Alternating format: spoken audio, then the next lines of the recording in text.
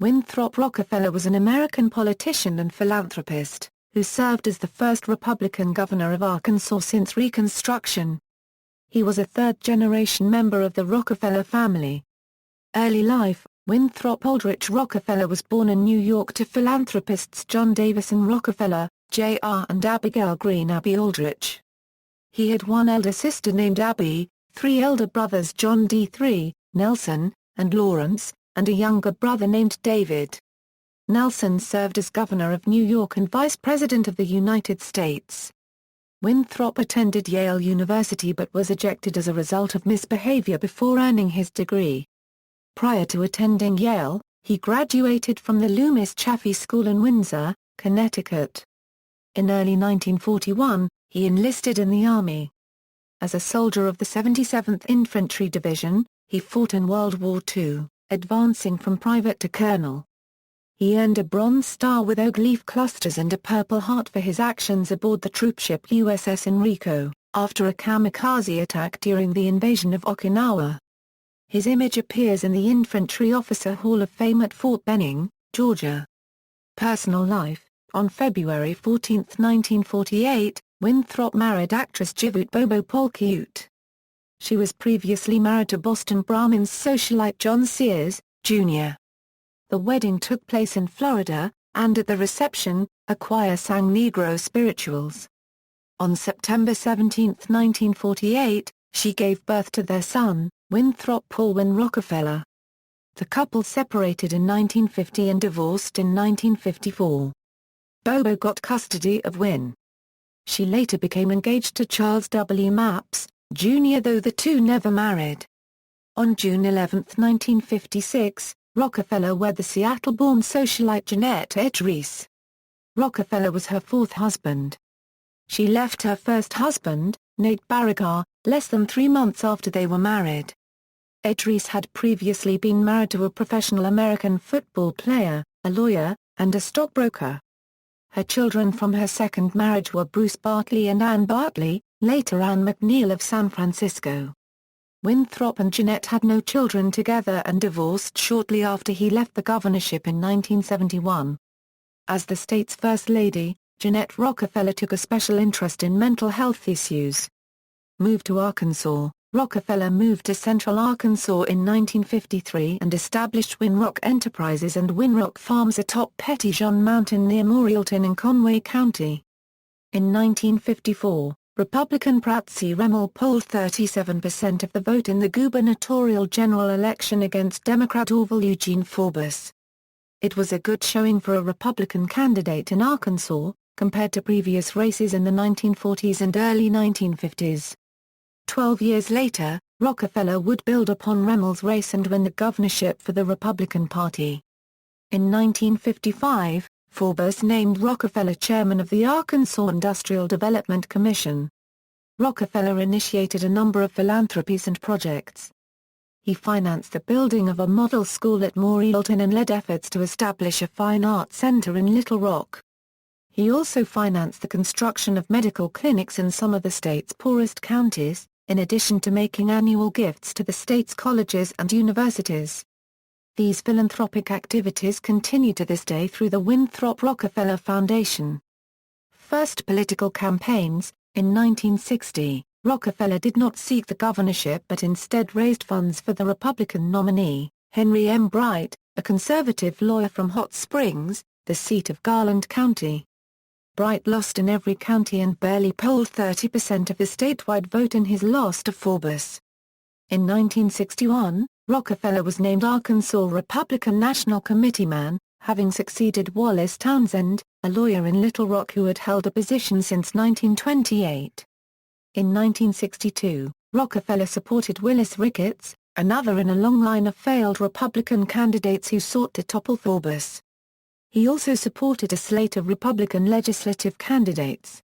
Soon, he quarreled with state Republican Party Chairman William L. Spicer of Fort Smith over the direction of the party. Spicer favored a stronger conservative approach compared to Rockefeller's moderate to liberal outlook.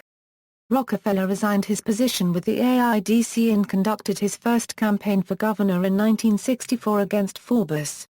His campaign was ultimately unsuccessful, but Rockefeller energized and reformed the tiny Republican Party to set the stage for the future. In 1964, Ozro Cobb, a former Republican state chairman who had also served as United States Attorney for the Eastern District of Arkansas, not only refused to endorse Rockefeller but openly supported Faubus, who subsequently gave Cobb a temporary appointment to the Arkansas Supreme Court.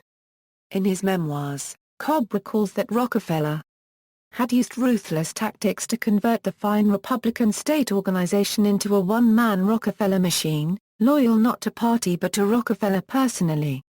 In rapid succession, Mr. Rockefeller captiously took over most of the functions of the state chairman and in a matter of months succeeded in taking over and exercising absolute right of dictation as to each and every important party function at the state level. Such one-man dictatorship is clearly the deadly enemy of any semblance of two-party government. Faithful Republican leaders who have worked tirelessly over the years have been pushed aside or replaced. A stranger passing through Arkansas at this time and seeing Mr. Rockefeller's advertising on billboards would not know whether Mr. Rockefeller belonged to any political party. Certainly the fact that he is the Republican nominee has not been included. The evidence simply is unanswerable that Mr. Rockefeller is working for his own personal interest to the exclusion of all other considerations, which leaves the Republican Party in Arkansas hanging precariously at the whims of one individual. The election of 1966, when Rockefeller made his second run in 1966, only 11% of Arkansans considered themselves Republicans. But Arkansans had tired of Faubus after 6 terms as governor and as head of the Democratic machine. Democrats themselves seemed to be more interested in the reforms that Rockefeller offered in his campaign than winning another one for the party. An odd coalition of Republicans and Democratic reform voters catapulted Rockefeller into the governor's office, as he defeated a segregationist Democratic former justice of the Arkansas Supreme Court, James D. Johnson of Conway and Faulkner County, who preferred the appellation Justice Jim. Former state Republican Chairman Ozro Cobb reversed himself in 1966 and endorsed Rockefeller. He explains, Arkansas Republicans were eager to work with Winthrop Rockefeller on another race for governor if he could be led to run as a true Republican to help build the party in the state. I liked him personally. He showed me many courtesies, and I still thought, despite feelings in 1964, that he would make a good governor and could be elected on the Republican ticket. He had learned a lesson. And he won his next 2 races for governor. His service contributed greatly to the enormous benefits of two-party government in Arkansas. In a surprise, Rockefeller's running mate for lieutenant governor, Morris L. Bright, a decorated World War II veteran and a former professional football player, was narrowly elected to the second-ranking post over the Democrat James Pilkington of Hope, Arkansas. Other Rockefeller running mates, such as former Democratic State Representative Jerry the Masson of Arkadelphia, who sought the office of Attorney General in 1966 and 1968, and Leona Troxell of Rosebud in White County, who ran for state treasurer in 1968, were defeated. Only 3 Republicans won election to the 100-member Arkansas House of Representatives at the time of Rockefeller's first victory: Georgina Watney, of Fort Smith, Danny Patrick of Madison County, and Jim Sheets of Siloam Springs in Benton County. Another Republican representative, Marshall Crisman of Ozark in Franklin County, served in the State House from 1969 to 1970. 2 Republicans ran for U.S. Representative on the Rockefeller ticket in 1966. John Paul Hammerschmidt, the outgoing party chairman, won in the Northwestern 3rd District. Lynn Lowe, a Texarkana farmer, who later served as party chairman from 1974 to 1980, lost in the Southern 4th District race to the Democrat David Pryor. At the time Winthrop became governor, his brother, Nelson Rockefeller, had been the governor of New York since 1959 and remained so throughout Winthrop's 4 years in office. They are often erroneously cited as the first 2 brothers to be governors at the same time, but they were actually the third case. The previous instances were Levi and Enoch Lincoln from 1827 to 1829, and John and William Bigler from 1852 to 1855. More recently, George West and Jeb Bush were both governors from 1999 to 2000. At the 1968 Republican National Convention, Winthrop Rockefeller received backing from members of the Arkansas delegation as a favorite son presidential candidate. He received all of his state's 18 votes. His brother Nelson, then concluding a major presidential bid against Richard M. Nixon, received 277. This was the only time in the 20th century that two brothers' names, Winthrop and Nelson, were placed into nomination at the same time. Governor of Arkansas, the Rockefeller administration enthusiastically embarked on a series of reforms but faced a hostile Democratic legislature. Rockefeller endured a number of personal attacks and a concerted whispering campaign regarding his personal life. Scholars Diane Blair and J. L. Barth continue, as long as Rockefeller led the Arkansas Republicans, the party had a progressive, reformist cast, and those whom Rockefeller had brought into the party continued to dominate party offices and shape presidential preferences until 1980, when the nomination and election of Ronald Reagan of California as president and Frank D. White as governor moved power within the state GOP sharply to the right. Ultimately the growth of the Republican Party was slower in Arkansas than in the other southern states in the post-segregation era. Blair and Barth attribute sluggish GOP development to tradition, which is important to rural people. They are looking for ways to stay with the Democratic Party. They have to be run off. According to his biographer, Kathy Kunzinger Irwin, Rockefeller unregistered trademark SA good government reform proposals included, revision of the Arkansas state constitution, governmental administrative reorganization, election law reform, teacher tenure, taxpayer-funded kindergarten under Amendment 53, adult and continuing education programs, rehabilitation and vocational training in the corrections system, and the recurring attempts at industrial recruitment. One of Rockefeller unregistered trademark's most publicized good government reforms was the ending of illegal gambling in the resort city of Hot Springs. He also made headway in streamlining state government and secured passage of a state minimum wage law.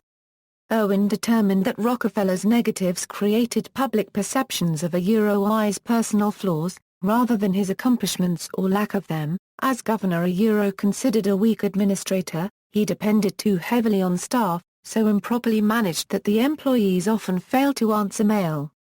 He was habitually tardy to meetings. A special legislative session in May 1968 was particularly disastrous. An Oliver Quayle poll in 1968 declared that Rockefeller seemed a strange, alien, and foreign to many voters. The poll maintained that many thought Rockefeller sought too much power, that he drank too much, and that he spent too little time in his office.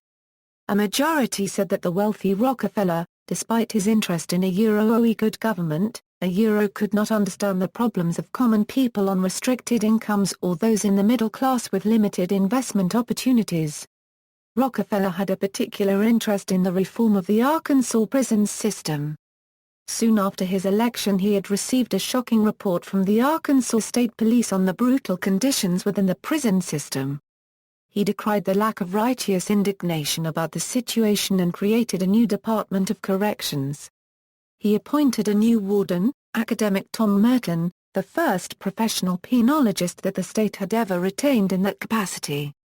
However, he fired Merton less than a year later, when Merton's aggressive attempts to expose decades of corruption in the system subjected Arkansas to nationwide contempt. Rockefeller also focused on the state's lackluster educational system and proposed funding increases for new buildings and teacher salaries when the legislature allowed.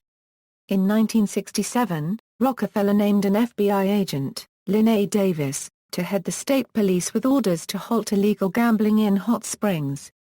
After sensational raids against the mobsters, Davies was forced out as police director 128 days later when the Arkansas Supreme Court ruled that he did not meet the strict 10-year residency requirement for the appointment. Democratic lawmakers refused to change the rule to allow Davis to serve. The Hot Springs raids were the #1 news story in Arkansas in 1967 as determined by the Associated Press. Rockefeller won re-election in November 1968, having defeated Marion H. Crank, a state legislator from Foreman in Little River County, who had won the Democratic nomination in a heated fight with Virginia Morris Johnson, wife of Jim Johnson and the first woman ever to seek the office of governor of Arkansas. Newly re-elected, Rockefeller proposed tax increases to fund additional reforms, and his second term began on January 14, 1969. Rockefeller and the legislature dueled with competing public relations campaigns, and Rockefeller's plan ultimately collapsed in the face of public indifference. With Rockefeller's re-election, the Republicans won a rare seat in the Arkansas State Senate with the election of Jim Caldwell of Rogers in northwestern Arkansas. Throughout the Rockefeller administration, the state Republican Party chairman was the attorney Adele Pollard of Searcy in White County, who once said that he and Rockefeller agreed on everything. Much of Rockefeller's second term was spent fighting with the opposition legislature. In 1969, he told the lawmakers that his re-election the previous November had meant that a slim majority of voters had approved of tax increases. He proposed to spend half of the new revenue sought on education, 12% on health and welfare, 10% on local government, and the remainder on state employee salaries and streamlined services. There are no frills in what I am proposing, no luxuries, no monuments to me as an individual. I implore every member of the General Assembly as I have myself, listen to the voice of the people, not to the selfish interests. Ernest Dumas, then with the since-defunct Arkansas Gazette and Little Rock, noted that the Rockefeller revenue package was essentially dead on arrival in both houses of the legislature, although parts of the program were enacted piecemeal in the subsequent administration of the Democrat Dale Bumpers. Dumas describes Rockefeller as the most liberal governor in Arkansas history in light of his attempts to increase taxes to augment the size and scope of state government, as well as steadfast support for civil rights and opposition to capital punishment. Racial politics. During this term, Rockefeller quietly and successfully completed the integration of Arkansas schools that had been such a political bombshell only a few years before. He established the Council on Human Relations despite opposition from the legislature. Draft boards in the state boasted the highest level of racial integration of any U.S. state by the time that Rockefeller left office. In 1970, it was disclosed that Rockefeller had maintained a list of militants for use by law enforcement to prevent potential disorders on Arkansas college and university campuses. The list drew opposition from some of his opponents, including an unsuccessful Democratic primary hopeful, State House Speaker Hayes McClurkin of Texarkana. McClurkin argued that the list may have contained the names of those who merely disagreed with Rockefeller politically. In 1970, the Arkansas GOP under Rockefeller hired its first paid executive director, Neil Sox Johnson of Nashville in Howard County. Johnson left the position in 1973 to take a high position with the former Farmers Home Administration in Washington, D.C., and was replaced by Ken Kuhn, who carried the party's gubernatorial banner in 1974 against David Hampton Pryor. And of the Rockefeller era, in the 1970 campaign, Rockefeller expected to face Orville Faubus, who led the Old Guard Democrats, but the previously unknown Dale Bumpers of Charleston in Franklin County rose to the top of the Democratic heap by promising reforms. Bumpers' charisma and fresh face were too much for an incumbent Republican to overcome. Rockefeller lost his third-term bid, but he had inadvertently propelled the Democrats to reform their own party. Morris Bright managed the 1970 campaign, and he was replaced on the Republican ticket for lieutenant governor by Sterling A. Cockrell of Little Rock, the former Democratic House Speaker in Rockefeller's first term. Cockrell switched parties in the spring of 1970 to make the race. He was defeated by the Democrat Bob C. Riley but finished 35,000 votes ahead of Rockefeller. Reflecting on his defeat, Rockefeller said, "It has been said by some that I asked for too much. Perhaps so. You tell me, what quality of leadership would ask too little? What sort of leadership would be content merely to maintain a standard of living that for so long has been so meager for so many? The shame upon me and my administration would have been in not struggling for something better.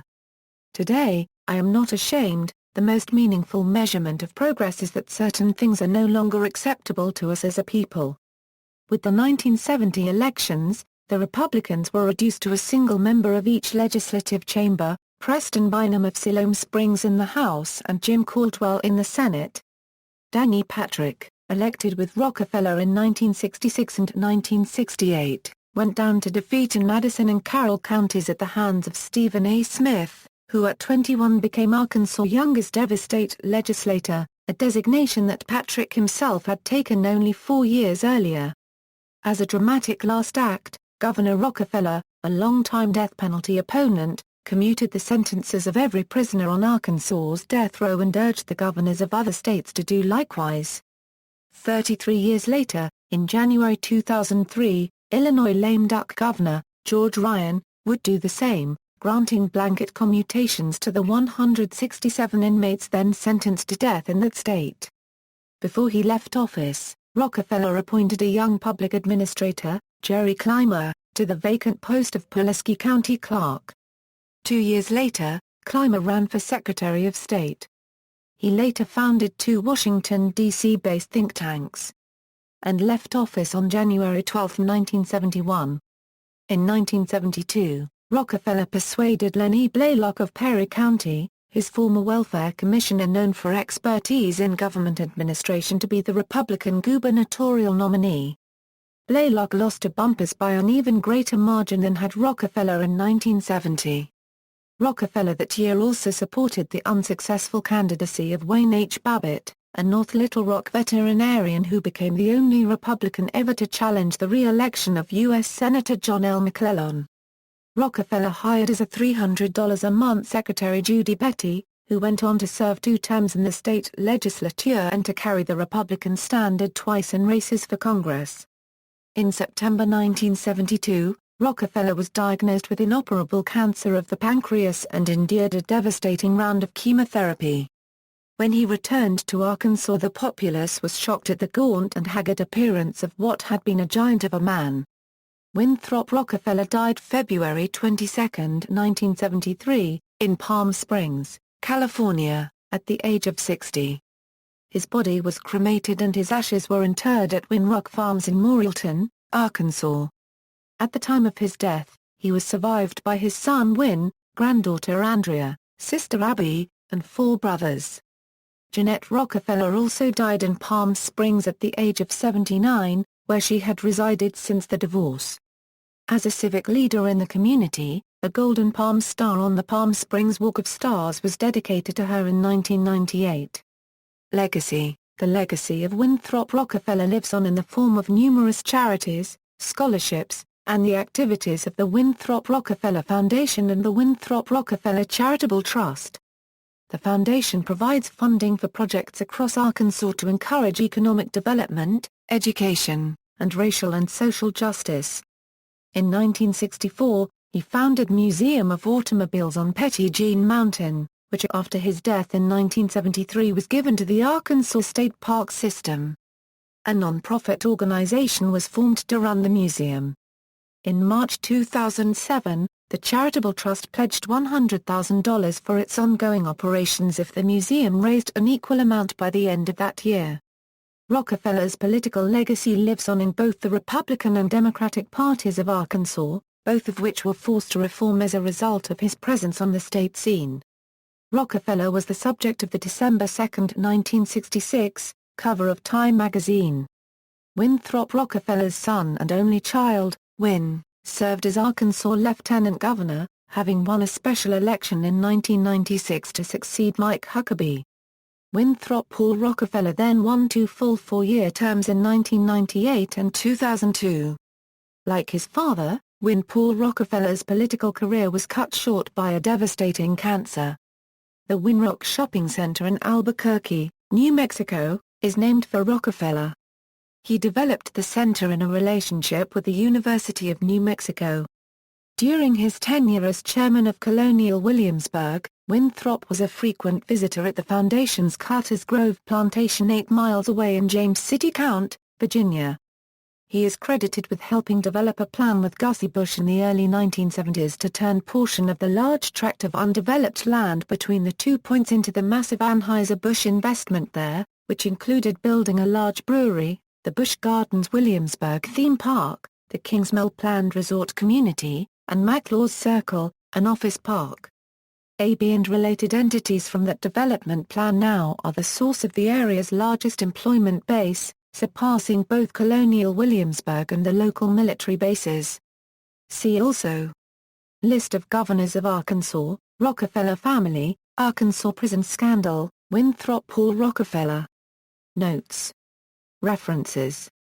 Further reading: Memoirs, David Rockefeller, New York, Random House, 2002.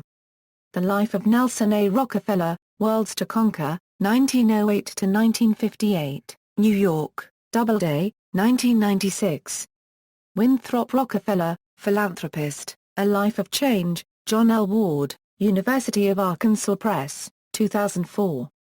Agenda for Reform, Winthrop Rockefeller as Governor of Arkansas, 1967–71, Kathy Kunzinger Irwin, University of Arkansas Press, 1991.